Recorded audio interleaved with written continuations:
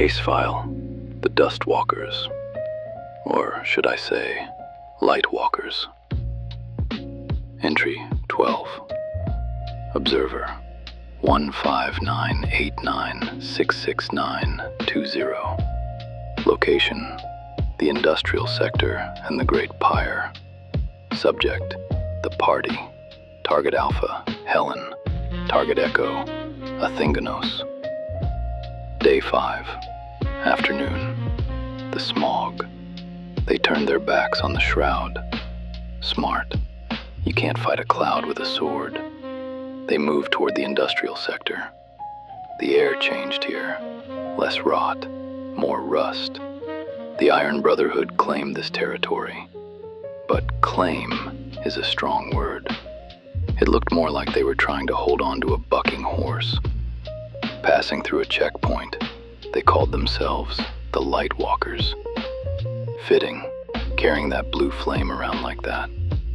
Soldiers were scrambling, shouting orders, hauling crates, looking over their shoulders. The party approached Captain Cora. She looked tired, armor dented, eyes hard. She didn't have time for pleasantries. A construct, some relic from the before times, had gone rogue at the crossroads. It was smashing everything in sight. Her order? Put it down, but don't break it. Typical military thinking. Even when a machine is trying to kill you, they're thinking about how to weaponize it later. She pointed them to a Lieutenant Merrick for supplies, then sent them into the kill box. Day 5. The dismantling.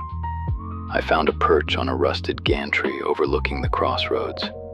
The construct was a beast, a towering pile of animated scrap and malice, swinging a hammer the size of a coffin.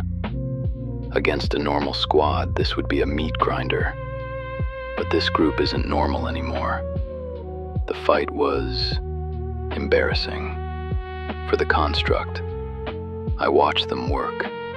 It wasn't a desperate scramble for survival. It was a surgical dismantling. They moved around the giant like water. They taunted it, baited it, and struck the joints with frightening precision. There were moments of genuine heroism, drawing fire to save a teammate, threading a needle with a spell. But mostly, it was a beatdown. They dropped the giant without scrapping it. Cora got her toy back. Day 5. The numbness. Looting is a reflex for them now. They stripped the construct. Someone grabbed a belt mechanism, some kind of gravity stabilizer or power core. Then Helen saw the hammer. It was massive, corrupted, pulsing with a sick energy. A smart person leaves that kind of thing in the dirt. Helen picked it up. I saw the change immediately. She hefted the weight, but her face went blank. Not the blankness of focus, but of absence. She touched the metal. Then she touched her own arm. She frowned.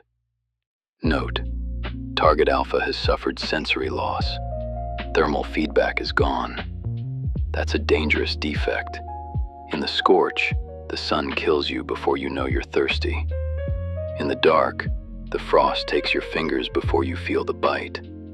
She's flying blind in her own skin. Day 5. The vat. The Brotherhood, grateful that their siege engine wasn't scrap metal, offered a reward, a place to rest. They rigged up a hot tub. Calling it a tub is generous. It was a smelting vat filled with water, heated by the runoff of the forges. A boiling cauldron of industrial runoff and steam. The party climbed in. They soaked their bruises, laughed, passed a bottle. A rare moment of humanity in the grinder. Except for Helen.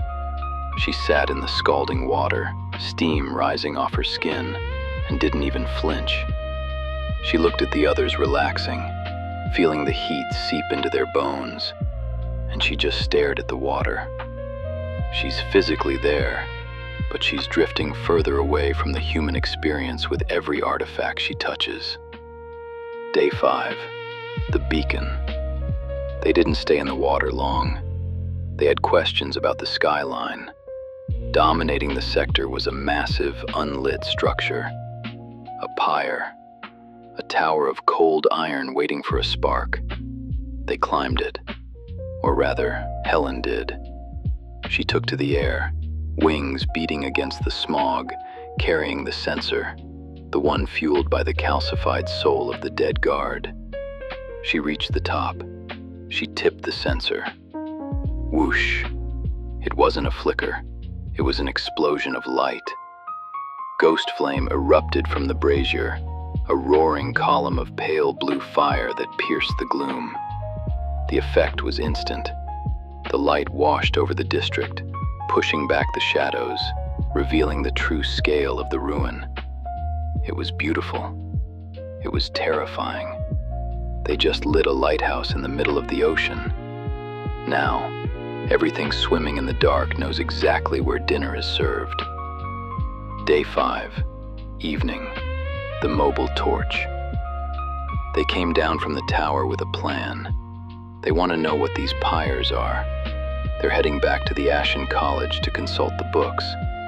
But before they left, they gave the Brotherhood engineers a task. Build a mobile version. They want to take the fire with them.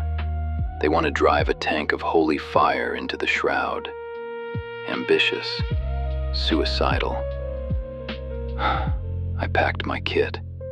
The light from the pyre makes it harder to hide, but easier to see. I'll follow them to the college.